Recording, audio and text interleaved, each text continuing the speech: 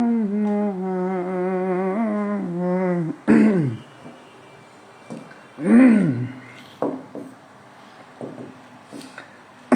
আছেন? ভালো আছেন?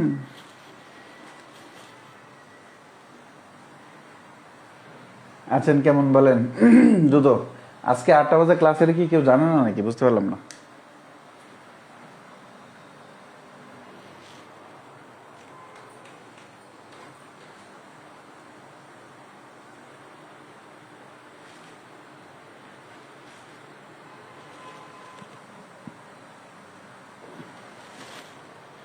আজকে কি বার?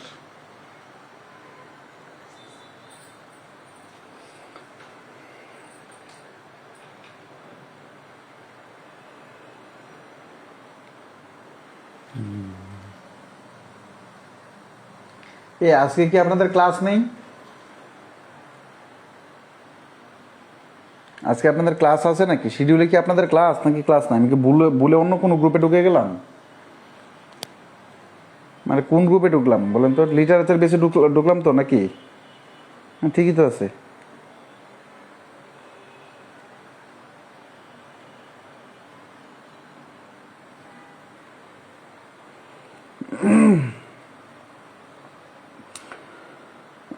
ওয়ালাইকুম আসসালাম। আছি, ভালো আছি। ক্লাস কি আজকে আছে? হ্যাঁ। ও তাই? আমি ভাবলাম কি আবার অন্য গ্রুপে ঢুকে গেলাম কিনা, আল্লাহ ভালো জানে।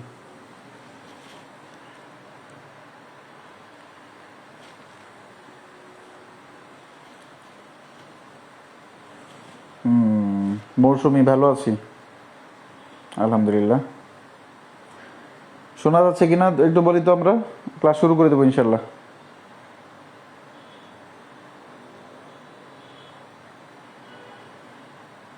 আগ্রহ দিন দিন কমে যাচ্ছে, এটা স্বাভাবিক তো। এটা স্বাভাবিক না? এটা স্বাভাবিক। শেষ পর্যন্ত কতজন টিকে থাকতে পারে বলেন? শোনেন একটা কত ঘটনা বলি। পৃথিবীতে যত মানুষ কাজ শুরু করে, এবং আমার ক্লাসে হচ্ছে আপনার যদি একটু সময় থাকে, কিন্তু আমি জানি না পরবর্তীতে আসলে রেকর্ড ক্লাস করা হয় কিনা ছেলে মেয়েদের, যেহেতু লাইভ ক্লাস এবং রেকর্ড ক্লাস খুব বেশি পার্থক্য হয় না। খুব বেশি বলতে পার্থক্য হওয়ারই কথা না, এই কারণে একটা সুবিধা নেয়। কিন্তু যারা ক্লাসগুলো জমায়ে রাখে এরা পরবর্তীতে আদৌ করতে পারে কিনা, এটা একটা কোয়েশ্চেন, $1,000,000 কোয়েশ্চেন। আদৌ কি পারে কিনা? হ্যাঁ। আর সেকেন্ড ওয়ান হচ্ছে ইংরেজি সাহিত্যের এত ক্লাস হয়তো বা আমারও দেওয়া উচিত হচ্ছে না, কারণ আমি মানে চাইলেই হচ্ছে 8টা-10টা ক্লাসের ভিতরে শেষ করে দিতে, কিন্তু আমার কাছে মনে হলো যে না, একটু কথা বললেও এদের উপকার হয়, যাদের উপকার হয় তাদের উপকার হয়।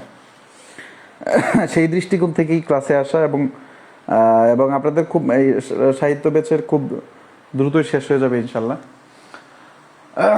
আজকে আমরা যে যুগটা নিয়ে কথা বলবো, ভিক্টোরিয়ান পিরিয়ড। হ্যাঁ, আমাদের মডার্ন পিরিয়ড এবং মডার্ন এবং পোস্ট মডার্ন পিরিয়ড, এই যুগ সম্পর্কে আমাদের আরও কিছু তথ্য লাগবে।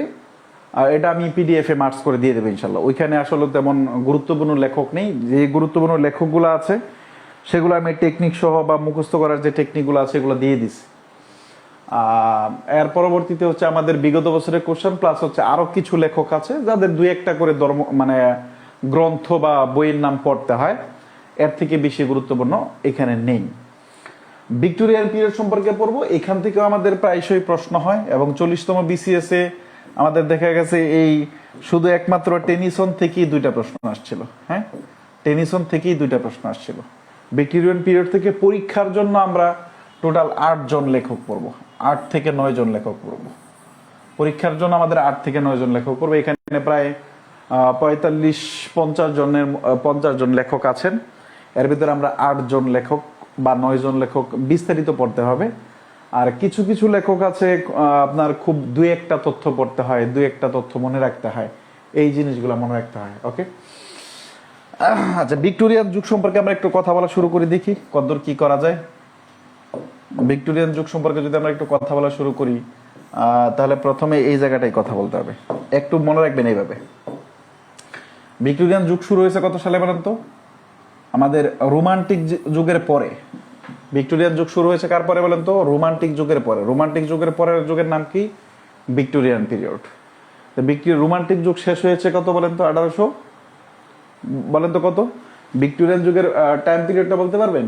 আমাদের সেই প্রথম ক্লাসে মনে হয় টোটাল টাইম পিরিয়ড সম্পর্কে আমরা আলোচনা করেছিলাম।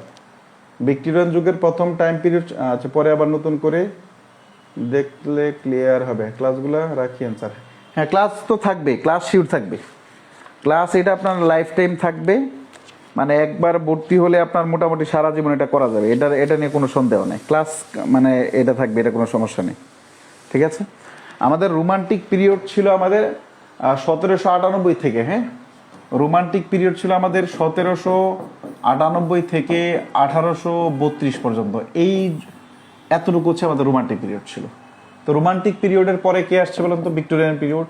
তার মানে 1832 থেকে শুরু হয়ে আমাদের 1901 পর্যন্ত আমাদের এটার নাম হচ্ছে ভিক্টোরিয়ান পিরিয়ড।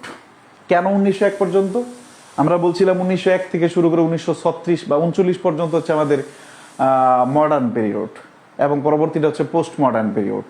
তা সুতরাং বাকি আছে কোনটা বলেন তো? 1832 থেকে 1901 সাল পর্যন্ত। এই সময়টাকে ভিক্টোরিয়ান পিরিয়ড বলা হয়।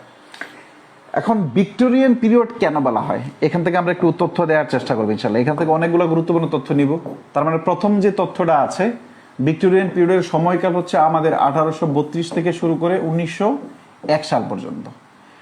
আচ্ছা, এর পরবর্তী নামকরণ করা হয়েছে, ভিক্টোরিয়ান পিরিয়ডের নামকরণ করা হয়েছে কার নামে বলেন তো?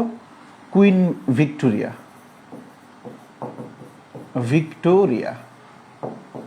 কুইন ভিক্টোরিয়া অর্থাৎ রানী ভিক্টোরিয়ার নাম অনুসারে নামকরণ করা হয়েছে। আমরা যদি একটু দেখি 1832 এবং 1901 এই সালের ভিতরে আরো কি কি ঘটনা মনে আছে, ওই জিনিসগুলো যদি আমরা রাখি তখন ভিক্টোরিয়ান পিরিয়ড সম্পর্কে আমরা আরো তো বেশি ক্লিয়ার ধারণা পাবো। 1832 থেকে শুরু করে এইখানে আমরা একটু লিখে রাখবো 1839 থেকে 1842 পর্যন্ত, এই 3 বছর আমাদের প্রথম আফিমের যুদ্ধ হয়।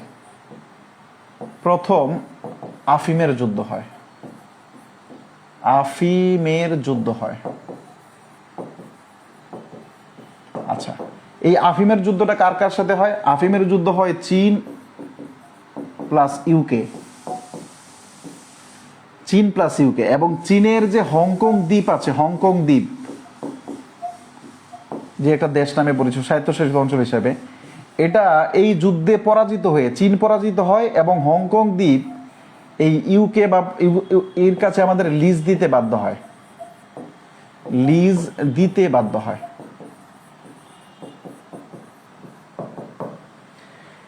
এখান থেকে সাধারণ জ্ঞান, আমরা যেহেতু বিসিএস দেব, এখান থেকে সাধারণ জ্ঞান খুব আন্তর্জাতিকের একটা খুব গুরুত্বপূর্ণ প্রশ্ন। আফিমের যুদ্ধ কার কার মধ্যে ভিতরে হয়?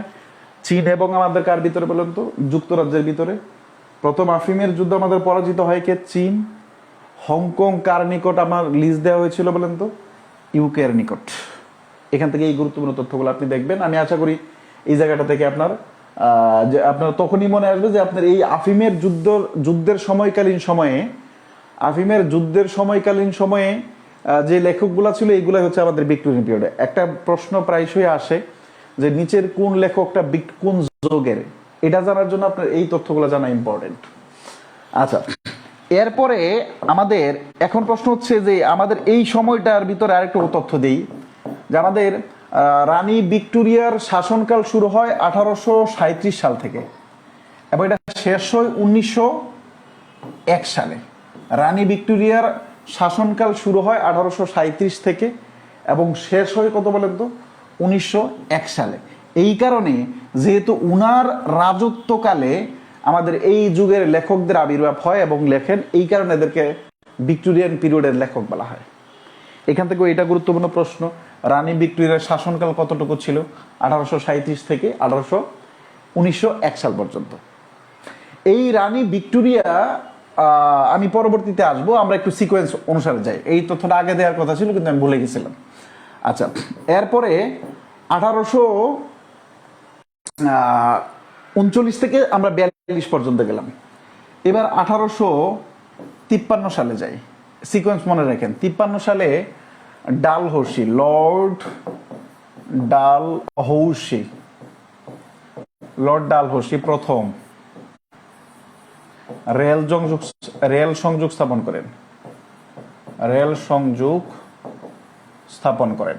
উনি আরেকটা কাজ করছিলেন লর্ড ডালহৌসি, কত সালে সেটা 1856 সালে 26 জুলাই, তারিখ উল্লেখ করে দিলাম, এটা পরীক্ষার জন্য ইম্পর্টেন্ট। 26 জুলাই বিধবা বিবাহ আইন, বিধবা বিবাহ প্রবর্তন, বিধবা বিবাহ প্রবর্তন।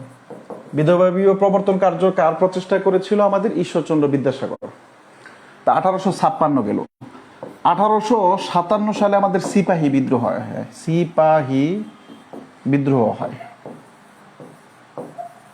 সিপাহী বিদ্রোহের নায়ক কে জানেন? মঙ্গল পাণ্ডে। 57 গেল, তাই তো। আর 1858 সালে ভারত উপমহাদেশে ইস্ট ইন্ডিয়া কোম্পানির অবসান ঘটে। ভারত উপমহাদেশে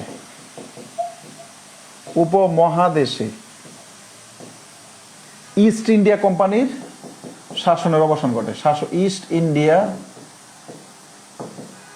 কোম্পানির শাসন অবসান ঘটে। ঠিক 1858 সালে এই যে রানী ভিক্টোরিয়া ছিল, এই রানী ভিক্টোরিয়া সরাসরি ভারত মহাদেশকে মানে সরাসরি নিয়ন্ত্রণ করেন। রেগুলেটিং অ্যাক্টের মাধ্যমে ইন্ডিয়ান ভারত শাসন আইনের মাধ্যমে একটা আইন পাশ করে এই 1858 সালে আপনার রানী সরাসরি, আগে তো আপনার শাসন করতেন প্রতিনিধিদের মাধ্যমে, ইংল্যান্ড সরাসরি ভারত উপমহাদেশ শাসন শুরু করেন 1858 সাল থেকে। এর আগে আর একটা ঘটনা ঘটে গেছে। 1857 সালে লর্ড ক্যানিং প্রথম কাগজের মুদ্রা স্থাপন করেন। লর্ড ক্যানিং প্রথম কাগজের মুদ্রা স্থাপন প্রচার করেন, চালু করেন। লাস্ট হচ্ছে 1860 সাল আমাদের নীল বিদ্রোহ আন্দোলন, এটা লেখার দরকার নাই, নীল বিদ্রোহ অবসান ঘটে। 1861 সাল লর্ড ক্যানিং পুলিশ ব্যবস্থা চালু করেন। উপমহাদেশে প্রথম পুলিশ ব্যবস্থা চালু করেন। এই তথ্যগুলো দেওয়ার মানে হচ্ছে ভিক্টোরিয়ান পিরিয়ডের সাথে আপনার সাধারণ জ্ঞানের আপনার ইংরেজ আমল এই যুগটা পার্টটা পড়বেন, তখন এই পার্টটা এবং এই পার্টটার ভিতরে একটা সংযোগ রেখে আপনার পড়লে সাধারণ জ্ঞানের ওই পার্টটা এবং ইংলিশ ভিক্টোরিয়ান যুগের এই পার্টটা আপনার মনে থাকবে ইনশাল্লাহ। বুঝাতে পারলাম? ক্লিয়ার কিনা বলেন? এই সিঙ্কআপটা করে পড়েন, এই সিঙ্কআপটা করলে মানে করে পড়লে ইনশাল্লাহ আমাদের মনে থাকবে। Police service exactly. লেখা হলে ডান লিখে দিই।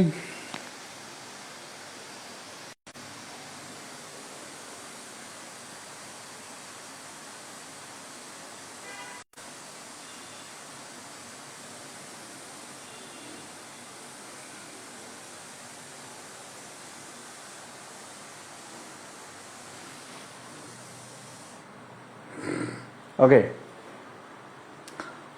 ওকে, এবার আমাদের ভিক্টোরিয়ান পিরিয়ডের খুব গুরুত্বপূর্ণ কিছু লেখক আছে, যেমন আলফ্রেড টেনিসন, এখান থেকে প্রায় প্রশ্ন হয়। তারপরে হচ্ছে আপনার চার্লস ডিকেন্স, প্রায় প্রশ্ন হয়। রবার্ট ব্রাউনিং, একদম শতভাগ পড়তে হয়। তারপরে ম্যাথু আর্নেল্ড, শতভাগ পড়তে হয়। থমাস হার্ডি, এটা পড়তে হয়। এরপর হচ্ছে আপনার লিও টলস্টয়, এটা পড়তে হয়। তারপর হচ্ছে আপনার ম্যাকপেস থেকারি, এটা পড়তে হয়। তো সুতরাং এরকম ভাবে জর্জ এলিয়ট, এটা পড়তে হয়। অর্থাৎ যেগুলো পড়তে হয় সেগুলো আমি নাম্বারিং করে দেবো, যেটা শতভাগ পড়বেন। আচ্ছা, প্রথম আছে আমাদের লর্ড আলফ্রেড টেনিসন। হ্যাঁ, লম্বা করবো না ঘটনা। লর্ড আলফ্রেড টেনিসনের জীবনের সবচেয়ে গুরুত্বপূর্ণ ঘটনা মনে রাখবেন এই 1850 সাল। 1850 সালে মারা যায় কে বলতো? ওয়াটসুথ। মনে রেখেন, এটা কিন্তু পরীক্ষায় আসছে। ওয়াটসুথ কবে মারা যায়? 1850 সালে। 1850 সালে মারা যায় ওয়াটসন। 50 সাল মারা যাওয়ার পরে এই আলফ্রেড টেনিসনকে আমাদের পোয়েট অফ লরিয়েট বা আমাদের কোর্ট পোয়েট অফ ইংল্যান্ড নিয়োগ করা হয়। 1850 সালে আরেকটা ঘটনা ঘটে। তার সব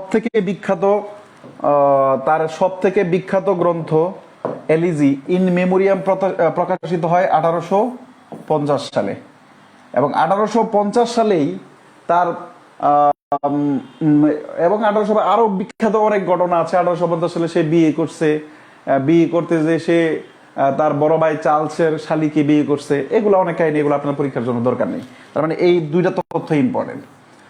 আলফ্রেড টেনিসন আমাদের পোয়েট অফ লরিয়েট হয় কত সালে? 1850 সালে। কারণ কেন হয়েছে? রোমান্টিক যুগের পরে, যেহেতু রোমান্টিক যুগের সবচেয়ে উল্লেখযোগ্য ওয়াটসন মারা গেছে 1850 সালে, উনি মারা যাওয়ার পরেই উনি পোয়েট লরিয়েট হয়েছে। এই জন্য আমাদের এখানে ওয়াটসন এর মৃত্যুর পর 1850 সালে ইংল্যান্ড পোয়েট লরিয়েট হন। এটা হচ্ছে একটা পয়েন্ট। আচ্ছা, হি ওয়াজ এ রিপ্রেজেন্টেটিভ অথবা লিরিক পোয়েট। একটা প্রশ্ন আসছিল পরীক্ষায়, who is called lyric poet. এখন যদি লিরিক পোয়েট এখানে না থাকে, এখানে এপিক পোয়েট থাকতে পারে। যদি প্রশ্নে এরকম হয় যে হু ইজ এপিক পোয়েট, যদি জন মিল্টন না থাকে, কথা বুঝিয়েন, যদি জন মিল্টন না থাকে তখন আলফ্রেড টেনিসন তাকাবেন। যদি জন মিল্টন না থাকে তখন আপনি আলফ্রেড টেনিসন তাকাবেন। কথা ক্লিয়ার? যদি প্রশ্ন হয় এই তিনটা লাইনই পরীক্ষায় আসা, তো সুতরাং এখানে বাদ দেওয়ার কোনো অপশন নেই। আলফ্রেড টেনিসন আমাদের 1850 সালে পোয়েট লরিয়েট হয়েছেন, এটা ফার্স্ট কথা। হি ওয়াজ এ রিপ্রেজেন্টেটিভ পোয়েট, এটাও পরীক্ষায় আসা। লিরিক পোয়েট, এটাও পরীক্ষায় আসা। পরীক্ষার সামনে যেটা আসবে এপিক পোয়েট, এটাও পরীক্ষায় আসবে ইনশাল্লাহ। সেকেন্ড ওয়ান হচ্ছে উইলিয়াম শেক্সপিয়ারকে তিনি ড্যাজলিং সান উপাধি দিয়েছেন। তার মানে প্রাথমিকভাবে তার তিনটা তথ্য জানতে হবে, যে 1850 সালে ওয়াটসনের মৃত্যুর পরে পোয়েট লরিয়েট হয়েছেন, উনি ভিক্টোরিয়ান যুগের প্রধান কবি, এই জন্য রিপ্রেজেন্টেটিভ পোয়েট বলা হয়, উনাকে লিরিক পোয়েট বলা হয়, এবং উনাকে কি বলা বলতো এপিক পোয়েট বলা হয়। শেক্সপিয়ারের পরে শেক্সপিয়ার যেহেতু উল্লেখযোগ্য, শেক্সপিয়ারকে উজ্জ্বলতম নক্ষত্র বলে কে বর্ণনা করছে বলেন তো? আলফ্রেড টেনিসন বর্ণনা করছে। ওকে, তার বিখ্যাত শোক কাব্য হচ্ছে আমাদের ইন মেমোরিয়াম। পরীক্ষায় আসতে পারে এটা কার জন্য লিখছিলেন। ইন মেমোরিয়াম উনি লিখছিলেন তার বন্ধু, এটা বন্ধু তার বন্ধু আর্থার হেনরি হ্যালম সম্পর্কে। তার বন্ধু আর্থার হেনরি হ্যালমের মৃত্যু উপলক্ষে উনি এই কথা লিখছিলেন, ইন মেমোরিয়াম নামে শোক কাব্য লিখছিলেন। কিছু নাটক আছে, বিখ্যাত নাটক, কমেডিস, ফ্যালকন, কুইন ম্যারি এবং হ্যারল্ড। আপনি QHF এইভাবে মনে রাখতে পারেন, ফ্যালকন, কুইন ম্যারি, হ্যারল্ড। সংক্ষিপ্তভাবে খুব বেশি মনে রাখার এখানে অপশন নেই, স্কোপ নেই। এক নজরে তার বিখ্যাত কবিতাগুলো কেমন? এক নজরে তার বিখ্যাত কবিতাগুলো আমাদের কি আছে? ইনোনি, ইউলিসিস নামে একটা বিখ্যাত উপন্যাস আছে। উপন্যাস কার বলেন তো? প্রশ্ন এখান থেকে হয়। ইউলিসিস নামে কবিতা লিখছে কে বলেন তো? টেনিসন। উপন্যাস লিখছে কে? জেমস জয়েসি।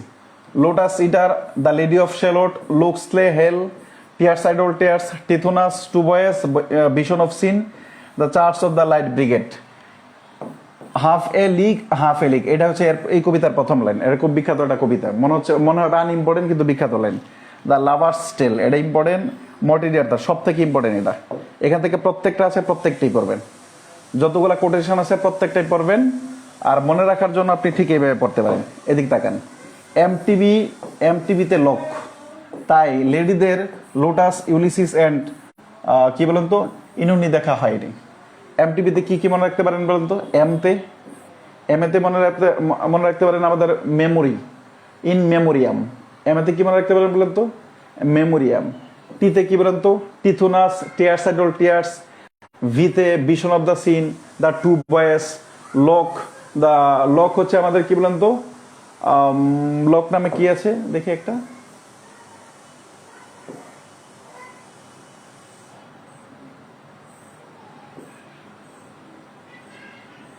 এই যে লক্সলে হেল।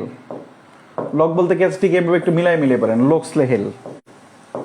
লক্সলি হেল, ওকে। এরপরে কি আছে বলেন তো? লুটাস বলতে কি?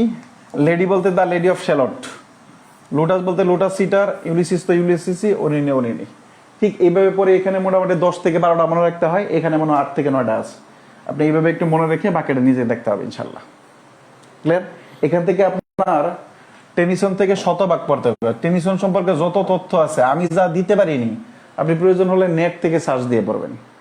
কারণ আমরা সর্বসাকুল্যে টোটাল 37 থেকে 40 জন কবি পড়বো টোটাল। এর ভিতরে 20 জন পড়বো আমরা একদম, 20 থেকে 21 জন পড়বো একদম শতভাগ, আর 20 জন পড়বো আমাদের 80%, আর বাকিগুলো 1-2 জন গ্রন্থ পড়বো আর বিগত বছরের কোশ্চেন। এনাফ। 2 নম্বর রবার্ট ব্রাউনিং, এখানে 2টা তথ্য দেয়া আছে। সব থেকে গুরুত্বপূর্ণ হচ্ছে he was famous poet of dramatic monologue. এখন ড্রামাটিক মনোলগ সম্পর্কে একটু বুঝেন। ড্রামাটিক মনোলগ হচ্ছে এমন ধরনের কবিতা যেখানে একজন বক্তা থাকবে কিন্তু একাধিক শ্রোতা থাকবে, কিন্তু শ্রোতারা কোনো কথা বলবে না, কবর কবিতার মতো। যে ওইখানে তোর দাদির কবর, নাতি কথা বলছে না কিন্তু দাদা কথা বলে যাচ্ছে, কিন্তু বোঝা যাচ্ছে যে অনেক গল্প আছে, অনেক চরিত্র আছে, কিন্তু চরিত্র কথা বলবে না, একজন কথা বলবে। এটাকে ফাদার অফ, তাকে কি বলা হয়? Famous poet of dramatic monologue. এখানে এটা না থাকতে পারে, ফাদার অফ থাকতে পারে, অথবা ইনভেন্টর অফ থাকতে পারে, ইনোভেটর অফ থাকতে পারে। বুঝাতে পারলাম? 3টা বই আছে, man and women, dramatic lyrics, the ring and the book. আর টোটাল হচ্ছে আমাদের এই 10 থেকে 12টা হচ্ছে আমাদের বই আছে, তার ফেমাস বিখ্যাত কবিতা আছে। লাস্ট একটা লাইন আছে আমাদের, কি বলেন তো? Ignorance is not innocence but sin, আর হচ্ছে thus I enter and thus I go. এইভাবে আমার প্রস্থান এবং এইভাবে চলে যায়। এই লাইনটা খুব ইম্পর্টেন্ট, এই লাইনটা খুব ইম্পর্টেন্ট। আরো কিছু লিখতে বলে গেছি আমি, হ্যাঁ।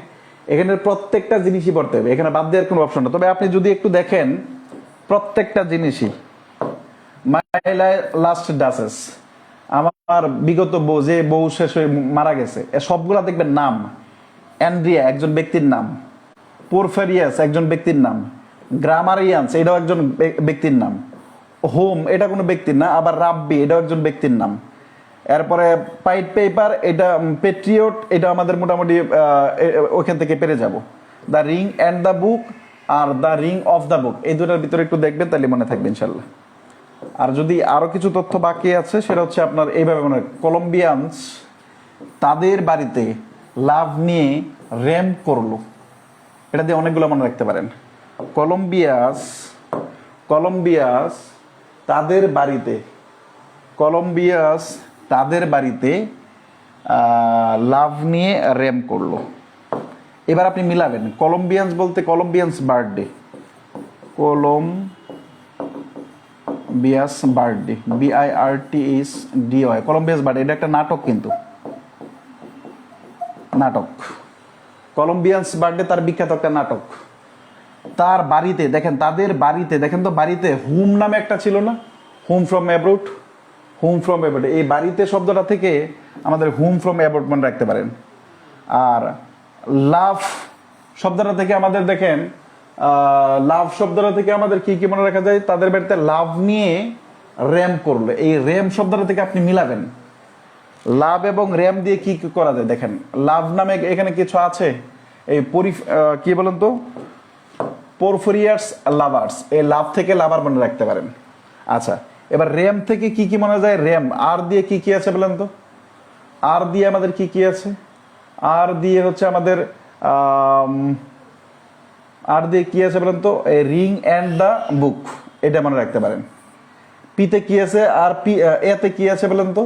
আবার রাব্বি, আর দিয়ে কি আছে? 2টা, রিং অ্যান্ড বুক, রাব্বি বেনাজরা। বুঝতে পারলাম?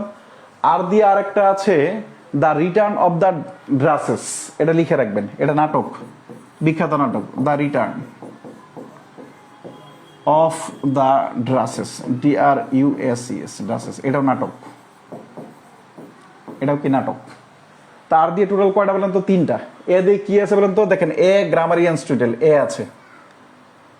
বুঝতে পারলাম? এ গ্রামারিয়ান্স, আবার এ দিয়ে কি আছে বলেন তো? অ্যান্ড্রিয়া, এ দিয়ে 2টা মনে রাখা যায়। এম দিয়ে কি মনে রাখা যায় বলেন তো? মাই লাস্ট, এম দিয়ে মাই লাস্ট ডিসেস। আচ্ছা, লাভ দিয়ে আমাদের, সরি, আর এরপরে কি আছে বলেন তো? পি দিয়ে আমাদের 3-4টা মনে রাখা যায়, পাইড পাইপার, প্যাট্রিয়ট, আর লাভের সাথে আপনার লিপু লিপে মনে রাখবেন, আপনার একসাথে ঘষাঘষি মাঝামাঝি, এই জিনিসগুলো একটু নিজের মতো করে একটু মনে রাখেন, এবং এইখান থেকে শতভাগ করতে হবে, এখানে বাদ দেওয়ার কিছু নাই। এখানে যে 10টা প্রশ্ন আছে 10টা প্রশ্নই পরীক্ষায় আসা, যে 10টা প্রশ্ন আসে 10টা প্রশ্নই পরীক্ষায় আসা। কি বলেন, জেকোবান এবং কমনওয়েলথ পিরিয়ড দিব সমস্যা নেই। কমনওয়েলথ পিরিয়ড থেকে কিছুই পড়তে হয় না ভাই, কমনওয়েলথ পিরিয়ড থেকে কিছুই পড়তে হয় না। জেকোবিয়ান পিরিয়ড থেকে আমাদের মেটাফিজিক্যাল পয়েন্টস একজনকে পড়তে হয়, ঠিক আছে? এবং ওটা করা আছে, হয়তো বা একসাথে মার্কস করে দিয়ে দেওয়া হবে, এতটুকু, ঠিক আছে? ওকে, পরবর্তী ম্যাথিউ আর্নল্ড সম্পর্কে কি পড়বেন? ম্যাথিউ আর্নল্ড সম্পর্কে এটাও শতভাগ পড়তে হবে, বাদ দেওয়ার কিছু নাই। শতভাগ পরে তাকে দুঃখবাদী কবি বলা হয়, এই লাইনটা পড়বেন। এখান থেকে লিটারেচার এন্ড ডগমা, এটা খুব ইম্পর্টেন্ট। কালচার এন্ড এনার্কি, এটা খুব ইম্পর্টেন্ট। এসএস ইন ক্রিটিসিজম, এখান থেকে একটা লাইন মনে রাখবেন এভাবে, এই যে এসএস ইন ক্রিটিসিজম, এটা একটা লাইন আছে না, এটা তার বিখ্যাত বই আছে না, এখান থেকে একটা বিখ্যাত কোটেশন আছে, এটা মনে রাখা যায়। এই যে দেখেন, poetry is the criticism of life, এটা পরীক্ষায় কিন্তু আসা।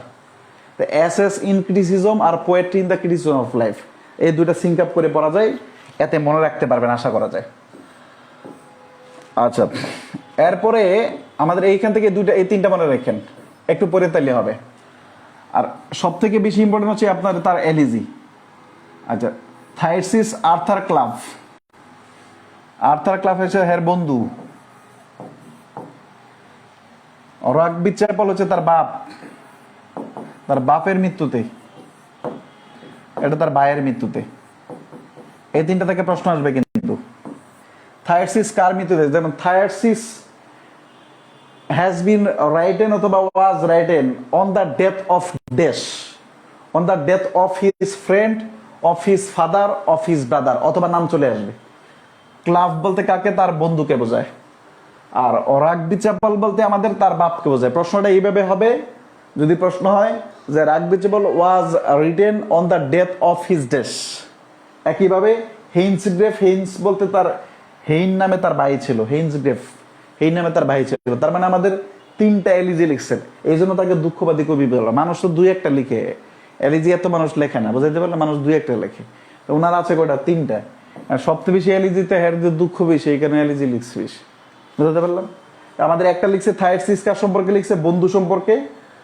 রাগবি চ্যাপল লিখছে কার সম্পর্কে? বাপ সম্পর্কে। হেইন্সগ্রেভ সম্পর্কে হচ্ছে আমাদের ভাই সম্পর্কে। এই 3টা তথ্য মনে রাখতে হবে, এই 3টা তথ্য মাস্ট মনে রাখতে হবে।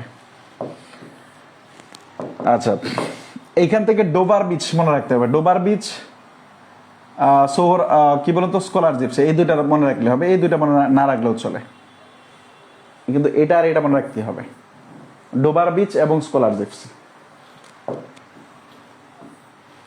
চার্লস ডিকেনসন, শতভাগ পড়তে হবে, কোনো ছাড় নাই। মনে রাখতে হবে ভিক্টোরিয়ান যুগের সব থেকে জনপ্রিয় এবং সব থেকে জনপ্রিয় উপন্যাসিক। আগের যে 3জন পড়ছি, একজনে কিন্তু উপন্যাসিক না। আগে আমরা কি পড়লাম? Alfred Tennyson. একটা প্রশ্ন দেখবেন অনেকবার আসছে যে হু ইজ, নিচের কোনজন কি বলেন তো উপন্যাসিক নয়, বা নিচের কোনজন কবি নয়, তখন এই নামটা সব থেকে বেশি থাকে। কারণ ভিক্টোরিয়ান যুগের অধিকাংশই কিন্তু কবি, উপন্যাসিক না। ভিক্টোরিয়ান যুগের অধিকাংশই কি? কবি। আরেকটা ছিল রোমান্টিক যুগের অধিকাংশই কি? কবি। একজন নোবেলিস্ট ছিল, মনে আছে? ওই যে মাইয়াটা। রোমান্টিক যুগের অধিকাংশই কি ছিল বলেন তো? কবি। আর একজন ছিল উপন্যাসিক, ওই জেইন অস্টিন।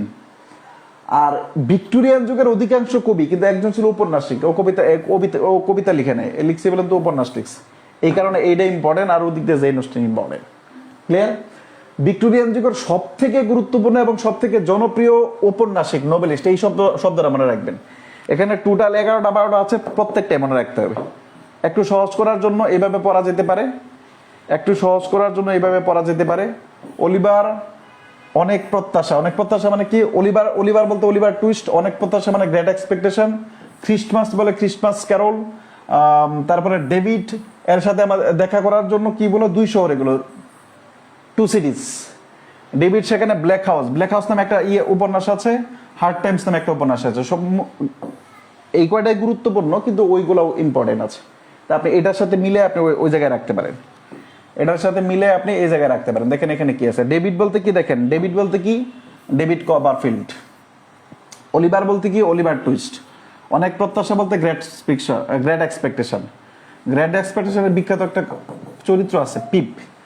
সকল উপন্যাসের চরিত্রগুলো একসাথে করে দেওয়া হবে, টেনশন করার দরকার নেই। 2 শহর বলতে এ টেল অফ 2 সিটিজ। 2 সিটি বলতে আমাদের লন্ডন, এটা পরীক্ষায় প্রশ্ন আসে। And Paris, London and Paris. Christmas বলতে ক্রিসমাস ক্যারল। ব্ল্যাক হাউস বলতে ব্ল্যাক হাউস। তারপর হচ্ছে আপনার হার্ড টাইম। আমাদের একটা এই মানে 5টা সূত্রতে মনে রাখা যায়, আর বাকি 2-1টা হচ্ছে আপনার নিজে মাথায় থেকে বারবার পড়বেন, বিগত বছরের প্রশ্ন পড়বেন, তাইলে হবে ইনশাল্লাহ।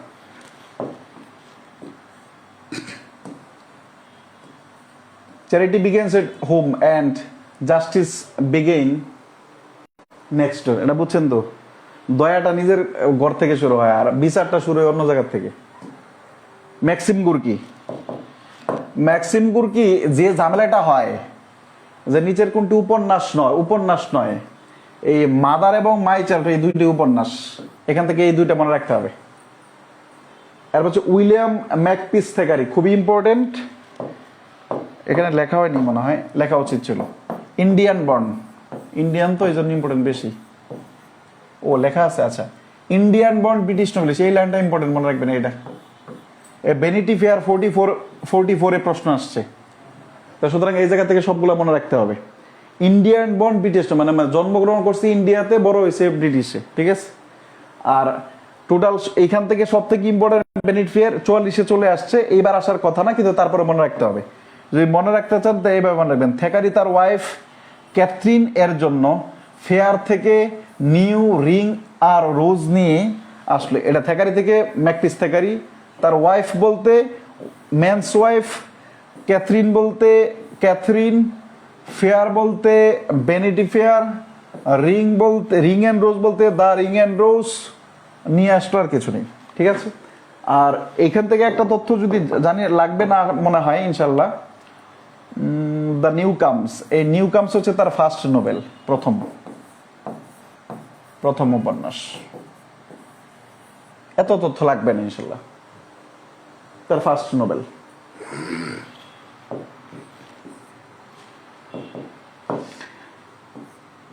এডওয়ার্ড ফিজাল্ট, এখান থেকে শুধু এই লাইনটাই পড়বেন। এখন পর্যন্ত এই লাইনটাই পরীক্ষায় বারবার আসছে, এবং খুব সম্ভবত মানে আমাদের 40তম বিসিএস এটা লাইন আছে। এটা বিগত বছরে ভার্সিটি অ্যাডমিশনের প্রশ্ন, এবং এখান থেকে আর কিছু ইম্পর্টেন্ট শুধু এই লাইনটাই দেখবেন। রুবাইয়াত ও কি বলেন তো, Rubaiyat of Umar Khayyam K translate করছে ইংলিশে? এডওয়ার্ড ফিজাল্ট। জন স্টুয়ার্ট মিল, এটা নৈতিকতার জন্য পড়বেন,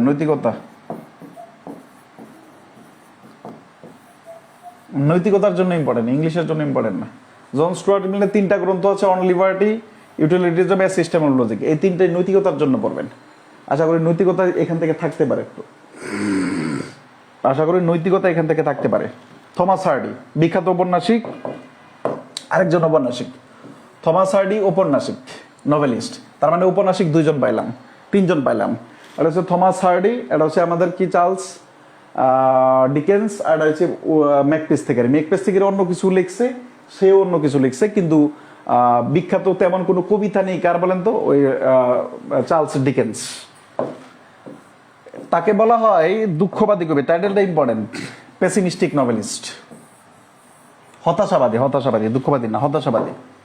বিখ্যাত কবি। এটা 9, এটা মনে হয় লাগবে না, দরকার নেই। এখান থেকে যেটা লাগবে, যে জায়গায় কনফিউশন করবেন, a pair of blue ice.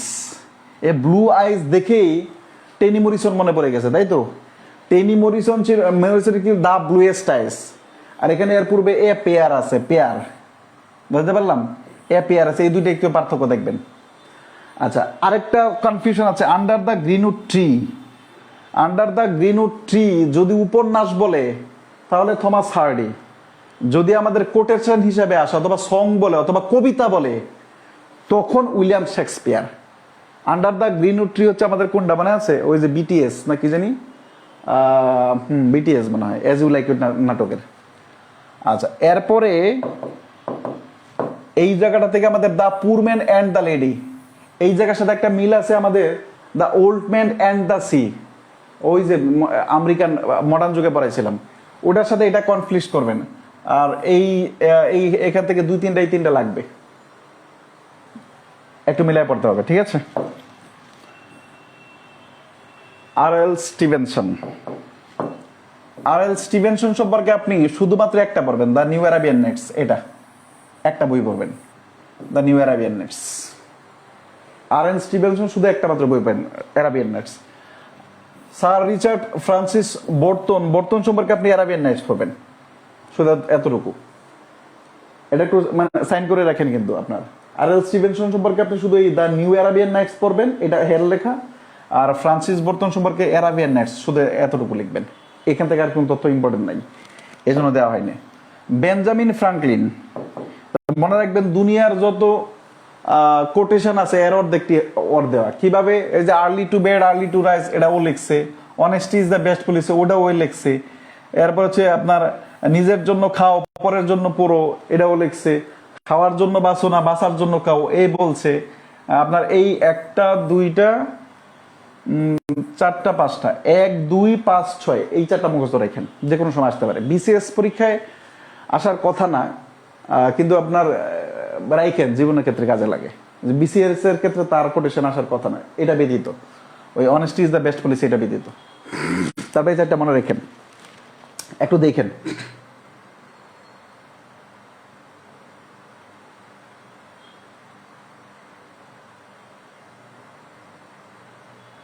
Okay, next. এখান থেকে তেমন খুব বেশি আপনার শার্লোটি ব্রন্টি এগুলো খুব বেশি ইম্পর্টেন্ট না, এমিলি ব্রন্টি এগুলো খুব বেশি ইম্পর্টেন্ট না। লিউ টলস্টয় এটা পড়বেন একদম টোটালি, লিউ টলস্টয়। এখান থেকে আমি আরো এই পিডিএফ আরো ছোট আরো কেটে ছোট করে দিবে, এত লাগবে না। লিউ টলস্টয় সম্পর্কে বিস্তারিত পড়বেন। উনি কোন জায়গার নোবেলিস্ট, এটা বারবার প্রশ্ন আসে, কোন জায়গার নোবেলিস্ট। এবং এখান থেকে আরেকটা প্রশ্ন হয়, নিচের কোনজন নোবেল পুরস্কার পায় নাই, এর নাম থাকে। 2 জন পায় নাই, 2 জন পাওয়ার কথা, 2 জনকে মনে হয় নোবেল পুরস্কার পাইছে কিন্তু আসলে পায় নাই। একজন হচ্ছে রবার্ট ব্রাউনিং,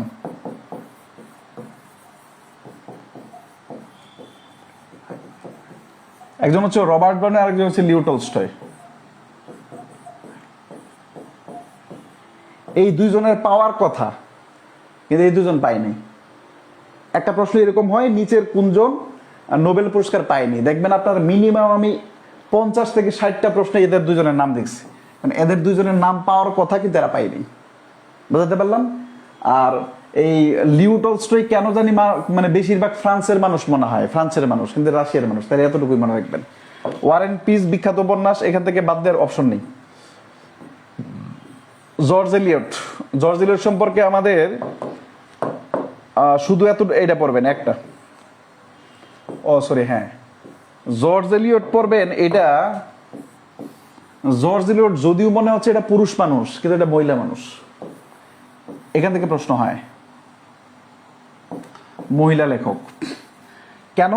তৎকালীন সময়ে মহিলাদের লেখার খুব বেশি প্রবণতা ছিল না, যদি থাকতো তাহলে আমরা প্রচুর মহিলা কবি পাইতাম। যাতে সমাজে তার বিদ্রুপ না হয়, এই কারণে উনি পুরুষের নাম ব্যবহার করে উনি লিখছেন। প্রশ্ন ভিক্টোরিয়ান যুগের মহিলা কবিকে, এটা প্রশ্ন হতে পারে।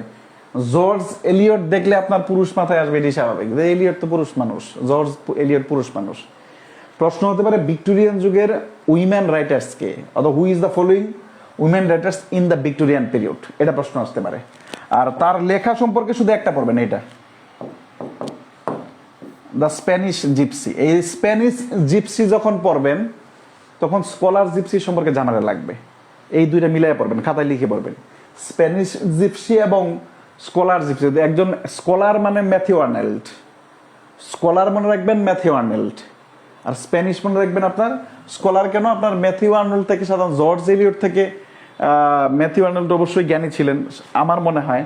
তো ওই দিক দিয়ে আমি এইভাবে মনে রাখছি যে আপনার স্কলার মানে আপনার ম্যাথিউ আর্নেল্ড, স্প্যানিশ মানে হচ্ছে আপনার জর্জ এলিয়ট, এতটুকু মনে রাখবেন, কোটেশন লাগবে না। চার্লস ডারউইন সম্পর্কে আমার মনে হয় বিসিএস এ প্রশ্ন আসবে না, কিন্তু সাধারণ জ্ঞানে প্রশ্ন আসতে পারে আন্তর্জাতিকের পারে, কারণ বহুল আলোচিত বিষয় তো। এইবার বিবর্তনবাদ নিয়ে প্রচুর আলোচনা হয়েছে। সাধারণ জ্ঞানে আপনাদের দেখবেন প্রচুর আলোচিত বিষয় সমূহ থেকে আপনার প্রশ্ন থাকে। কেন জানি মনে হয়েছে যে আপনার এই তিনটা থেকে সাধারণ জ্ঞানে একটা প্রশ্ন আসতে পারে।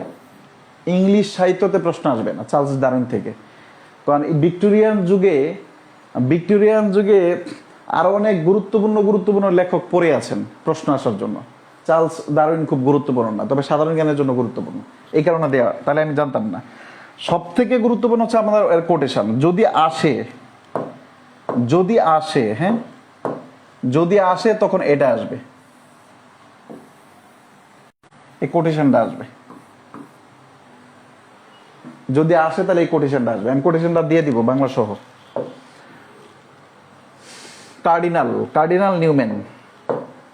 কার্ডিনাল নিউম্যান সম্পর্কে একটা তথ্য পড়বেন, দ্য আইডিয়া অফ ইউনিভার্সিটি। দেখেন এটা আসলে আমি আপনাকে কি পড়াবো বা এখানে খুব বেশি বলার কিছু আছে বলে মনে হয়, এগুলো কিছুই লাগবে না। শুধু নিউম্যান আইডিয়া অফ ইউনিভার্সিটি, এতটুকু। নিউম্যান আইডিয়া অফ ইউনিভার্সিটি, একটা তথ্য। জন হেনরি কার্ডিনাল নিউম্যান কি লিখছেন? Idea of university. ইউনিভার্সিটি সম্পর্কে যে আইডিয়া, এটা লিখছেন নিউম্যান। গ্ল্যাডস্টোন সম্পর্কে কিছু জানার দরকার না, শুধু একটা তথ্য পড়বেন। ওর একটা বিখ্যাত ডায়লগ আছে, এই ডায়লগটুকু পড়বেন। Justice deleted, justice denied, justice হারিড, justice buried. বিচার যত দেরি হয় তত বিচার অগ্রাহ্য করা হয়, আর বিচার যদি তাড়াতাড়ি করা হয় তাহলে আমাদের বিচার কবর দেওয়া হয়। মানে তাড়াতাড়ি করা যাবে না বিচার ব্যবস্থা, খুব স্লোলিও করা যাবে না, খুব তাড়াতাড়িও করা যাবে না। এটা হচ্ছে গ্ল্যাডস্টোন বলছেন, যা এতটুকু দেখবেন। আলেকজান্ডার দুমাস, থিমোক্রিটাস, শুধু এই তথ্যটা পড়বেন। দুমাস শুধুমাত্র থিমোক্রিটাস, এতটুকু তথ্য পারবেন, আর বাকিটা লাগবে না। এগুলো লাগবে না, এগুলো কিছু লাগবে না, কারণ মনে রাখতে পারবেন না, কারণ দিলেই তো হবে না। এটা আমি পিডিএফ করার সময় এগুলো সব মার্কস করে দিবে, এটা লাগবে না। কার্ল মার্কস সম্পর্কে আমাদের প্রশ্ন ইতে আসবে না। কার্ল মার্কস সম্পর্কে প্রশ্ন আমাদের ইংলিশ লিটারেচার আসবে না, কিন্তু সাধারণ জ্ঞানের জন্য ইম্পর্টেন্ট। সাধারণ জ্ঞানের জন্য ইম্পর্টেন্ট। কোথায় জন্মগ্রহণ করছেন, কি করছেন, এটা ইম্পর্টেন্ট। বিশেষ করে তার এই বইগুলো খুব important. Dutch capital, communist manifesto, the Holi family, এই গ্রন্থগুলো আমাদের সাধারণ জ্ঞানের জন্য ইম্পর্টেন্ট, আন্তর্জাতিক পার্টের জন্য, কিন্তু ইংরেজি সাহিত্যের জন্য কার্ল মার্কস পড়ার দরকার নেই। মার্ক টুইন শুধু এতটুকু মনে রাখবেন যে আমাদের সে আমেরিকান, এতটুকু মনে রাখবেন, আমেরিকান। মার্ক টুইন হচ্ছে আমেরিকান, CAN, আমেরিকান। আর এর রিয়েল নামটা মনে রাখবেন, Samuel Langston Clemens. Pen name হচ্ছে মার্ক টুইন। আর গ্রন্থ এগুলো লাগবে না। কত পড়া কমাইছি দেখছেন? পড়া দিছি আপনাকে কিছুই দিই না, শুধু একটু এক লাইন। মার্ক টুইন কি দেখেন তো? মার্ক টুইন আমেরিকান, তার নামটা কি, জাস্ট এতটুকু, আর কিছু তথ্য জানার দরকার নেই। কার্ল মার্কস সম্পর্কে জার্মানিতে জন্মগ্রহণ করছে, মৃত্যুবরণ করছে কোথায়? ইংল্যান্ডে। কার্ল মার্কসের 3টা বই, Dutch capital, communist manifesto, the Holi family, শেষ। নিউম্যান কি লিখছে? নিউম্যান সম্পর্কে লিখছি আইডিয়া অফ ইউনিভার্সিটি। মানে আমি ইনস্ট্যান্ট দ্বারায় 3জন লেখক এটা বলছি, বুঝতে পারলো? ওকে। তারপরে ক্রিশ্চিয়ান আন্ডারসন, এটা লাগবে না, এগুলো দরকার নেই। শুধু এলিজাবেথ ককলেল লাগবে না, স্যার আর্থার ক্যানন ডয়েলি, এটা লাগবে, একটা শুধু লাগবে। আর্থার ক্যানন ডয়েলি সম্পর্কে পড়বেন, শার্লক হোমস, এটা শুধু এই তথ্যটা লাগবে, আর এখান থেকে আর এগুলো কিছুই লাগবে না। এটা আমি কাজ করতেছিলাম, সবগুলা বাদ দেওয়ার কাজ করতেছিলাম, কিন্তু সময় শেষ হয়ে গেছে। কেমন? আর স্যামুয়েল বাটলার সম্পর্কে কিছু লাগবে না। হ্যাঁ, এটা লাগবে, স্যামুয়েল বাটলার সম্পর্কে কিছু লাগবে। The way of all flash, এটাকে অল, এতটুকু লাগবে। Are the way of the world, William Congreve, এটা আমরা পড়ে আসছি, ওয়ে অফ দ্য ওয়ার্ল্ড। এখান থেকে the self preservation is the first law of nature, এই তথ্যটা লাগবে। স্যামুয়েল বাটলার সম্পর্কে এটা যদি নাও পড়তে পারেন, পড়তে পারার কথা ইনশাল্লাহ, একটা কাজ দিলাম তো। স্যামুয়েল বাটলার সম্পর্কে 2জন লেখক ছিল, কিন্তু আধুনিক যুগে একজন ছিল, এটা এখনো পড়াবো ইনশাল্লাহ। Samuel Butler the way of all flesh, এটা একটা। আর সেলফ প্রিজার্ভেশন দেখেন এই স্যামুয়েল থেকে সেলফ মনে রাখা যায়, স্যামুয়েল সেলফ, স্যামুয়েল সেলফ। আপনার ঠিক পিডিএফ এর উপরে পেন্সিল দিয়ে ঠিক এইভাবে দেখেন স্যামুয়েল জনসন সেলফ প্রিজার্ভেশন। এবার 2-3 বার পড়লে ভালো করে দেখলে আপনার প্রিয় মানুষকে যেভাবে দেখেন অ্যাটলিস্ট মনে থাকার কথা। ওকে, তারপরে যে অস্কার ওয়াইল্ড সম্পর্কে শতভাগ পড়তে হবে, এখানে বাদ দেওয়ার কিছু নেই। সব থেকে গুরুত্বপূর্ণ যে জিনিস তথ্য হচ্ছে আইরিশ লেখক ছিল, আইরিশ অনেকগুলো পাইলাম, James Joyce, sir Walter Scott, W B. Yeats, আরো কারে কারে পাইছিলাম। তাই আইরিশ গুলো সবগুলো পড়তে হবে, কারণ আমাদের প্রশ্ন হয় যে নিচের কোনজন আইরিশ লেখক নয়, এই জন্য আইরিশ গুলো সবগুলো পড়তে হবে। এখান থেকে বাদ দেওয়ার কিছু নেই, শতভাগ পড়তে হবে। এডগার অ্যালান পো শতভাগ পড়তে হবে এখান থেকে। Father of English short story, modern detective story এটা লাগবে না। এই তথ্য যদি মনে হয় যে ব্রেনে বেশি হয়ে যাবে তাই এটা লাগবে না, কিন্তু father of English short story এটা লাগবে, এই তথ্যটুকু লাগবে, এই তথ্যটুকু লাগবে। হেলেন লাগবে, এই জায়গাটা একটু গুরুত্বপূর্ণ। তার যে শর্ট স্টোরিগুলো আছে এগুলো খুব গুরুত্বপূর্ণ। The black cat, oval portrait, the telltale heart, the golden bird, the light house. The light house, to the দ্য লাইট হাউস কে লিখছে শক্তিশালী মহিলা কবি ভার্জিনিয়া উলফ। এখান থেকে এই 5টাই লাগবে শতভাগ, এখান থেকে বাদ দেওয়ার কিছু অপশন নেই। নেপোলিয়ন সম্পর্কে আমাকে একটা মা দাও, আমি শিক্ষিত জাতি দিব।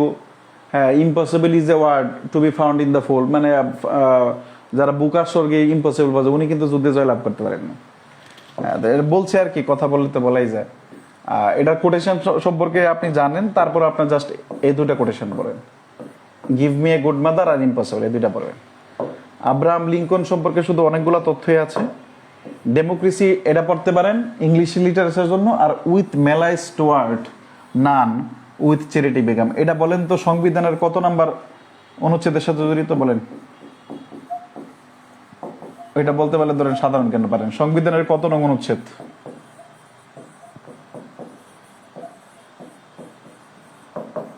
সংবিধানের কত নং অনুচ্ছেদ বলেন? উইথ উইথ কি বলেন তো? Malice towards none with charity all. ওকে,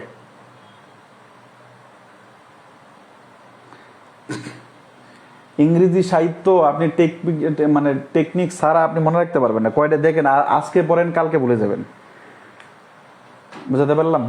আর যেগুলা তথ্য বাদ দিছি আমি পিডিএফ এ প্রয়োজন হলে দিয়ে দিব, যদি আপনার মনে হয় পড়ার তাহলে আপনি পড়িয়েন, কিন্তু আমার মনে হয় না আপনার পড়ার দরকার আছে। এই যে একদম ভালো লাগছে, জেমস জয়সি, জেম মিলিংটন, বা James Synge, Oscar Wilde, sir Walter Scott, W B. Yeats, এই যে 5 জন পাইছি। এই নীলুফা জেরিনের কমেন্টটা একটু দেখেন। এই যে 5 জন লেখক, এই 5 জন লেখক সম্পর্কে বলেন। আমাদের আন্তর্জাতিক শান্তি ও প্রগতি, ঠিক আছে, পররাষ্ট্রনীতি, বাংলাদেশের পররাষ্ট্রনীতির মূল কথা কে বলেন তো? সকলের সাথে শত্রুতা, মানে বন্ধুত্ব, কারোর সাথে শত্রুতা নয়। এটা আমাদের আন্তর্জাতিক সংবিধানের 2য় ভাগে বলা আছে রাষ্ট্র পরিচালনার মূলনীতি সম্পর্কে। রাষ্ট্র পরিচালনার মূলনীতির 25 নম্বর অনুচ্ছেদে, 2য় অধ্যায়ের 2য় ভাগের 25 নম্বর অনুচ্ছেদে বাংলাদেশের পররাষ্ট্র মানে নীতি সম্পর্কে বলা হয়েছে।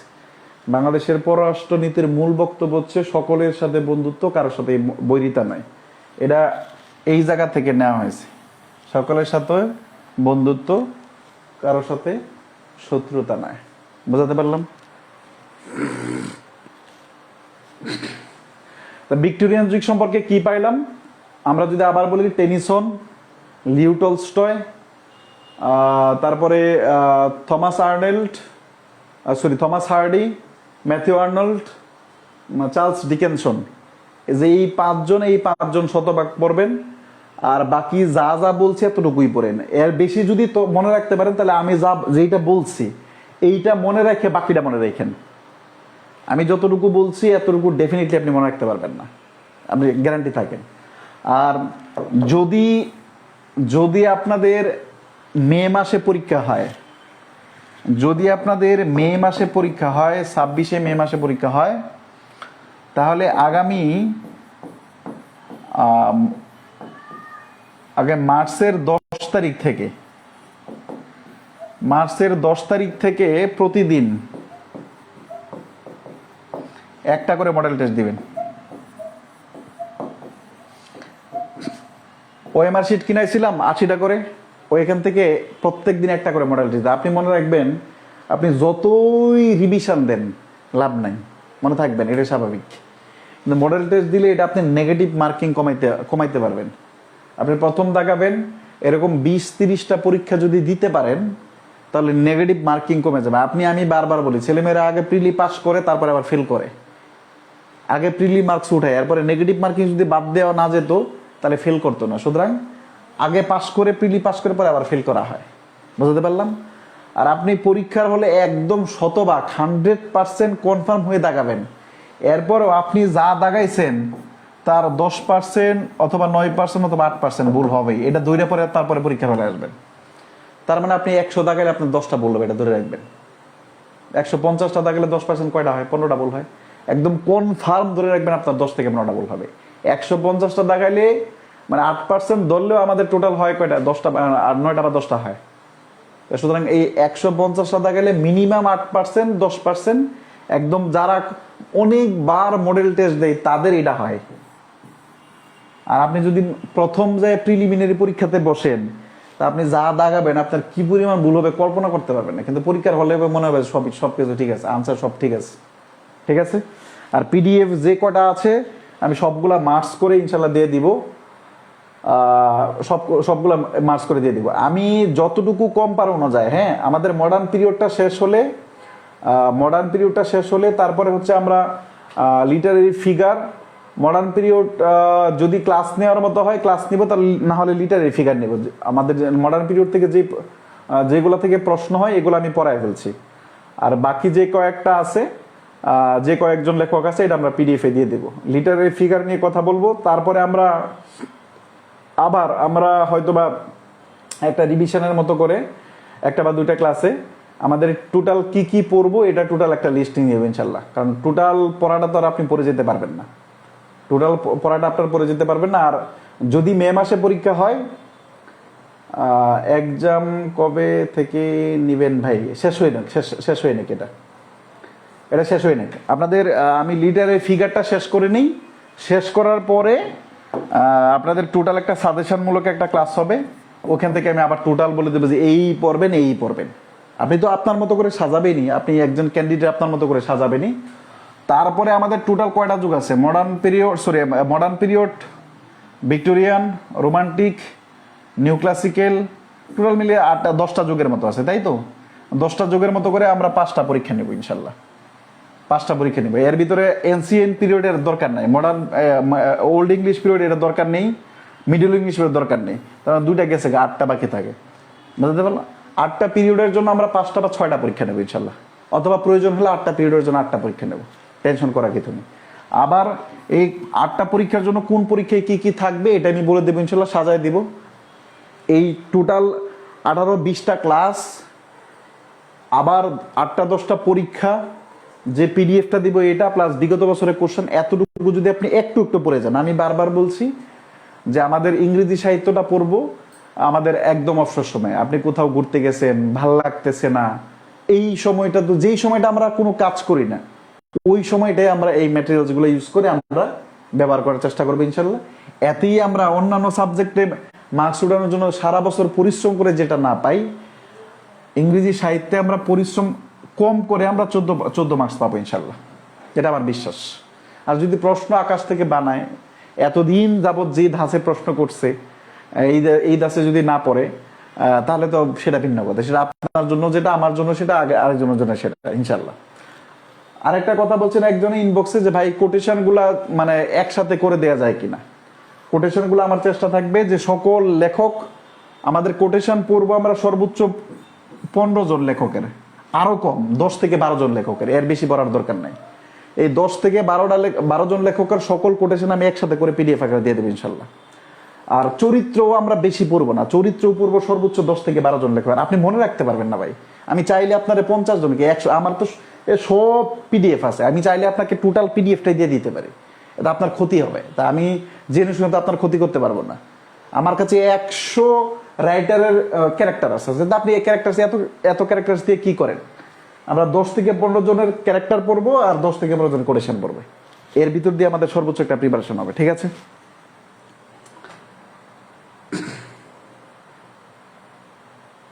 শীত যদি হয়, নীলক্ষেতে নেই, যদি মে মাসে পরীক্ষা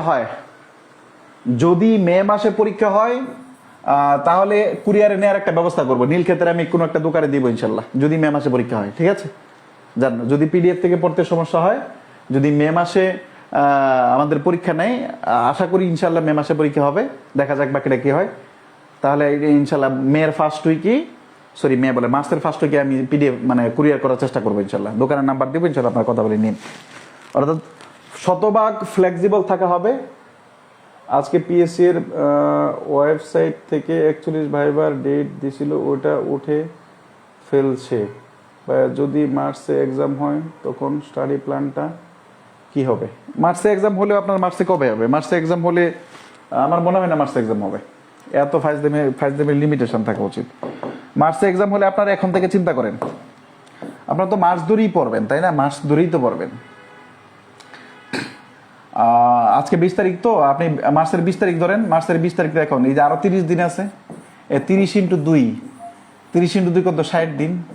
এবার 30 দিনকে 60 দিন বানান, 60 দিন বানাই আপনার প্রত্যেক দিন মডেল টেস্ট দেন। মডেল টেস্টে যে বিষয়টা আপনি পারেন না ওটা সলভ করেন। প্রত্যেক দিন একটু করে ইংরেজি পড়েন, একটু করে পড়েন, ম্যাথ পড়েন, একটু করে মেন্টাল এবিলিটি পড়েন, একটু করে ইংরেজি সাহিত্য পড়েন। এই 4টা সাবজেক্ট একটু একটু করে পড়েন, কিন্তু প্রত্যেক দিন পড়েন, দেখবেন দিন শেষে আপনার এগুলো সাপোর্ট দিবে ভালো। শেষ করলাম আজকে, ঠিক আছে? পিএসসি এটা ডঙ্গের জিনিস, ডং সাজাইছে, বুঝছেন? বলা কিছু যায় না, যা করতেছে সেটা শুধু ডং ছাড়া আর কিছু না। ওকে, আল্লাহ হাফেজ। পেরিডোলজি রাইটারদের নাম একসাথে থাকলে প্রথম থেকে ভিতরে পড়া মনে থাকবে কোন রাইটার কোন পিরিয়ড অনুসারে দিব না, সমস্যা কি কথা? আপনি পিরিয়ড আগে নাম বসাই দিলেন, তাই তো হলো। এই লেখকের নামের আগে আপনি পিরিয়ড বসাই দিলেন, তাই দিতে হবে। ওকে, আল্লাহ হাফেজ।